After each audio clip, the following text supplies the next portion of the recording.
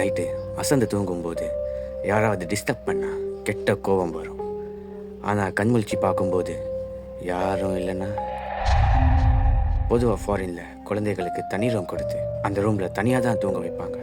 அப்படி இந்த பொண்ணு தான் ரூமில் தூங்கும்போது ஏதோ ஒன்று அந்த பொண்ணு காலை பிடிச்சி இழுத்து போகிறத தெளிவாக பார்க்க முடியுது.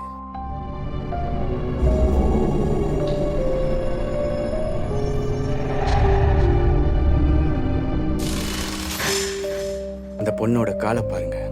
ஒருத்தர் ஃபிசிக்கலாக காலை பிடிச்சி இழுத்து போனால் எப்படி இருக்குமோ அதே போல தான் இருக்கு. இது கண்டிப்பாக சாத்தானுடைய வேலையாக தான் இருக்கும்.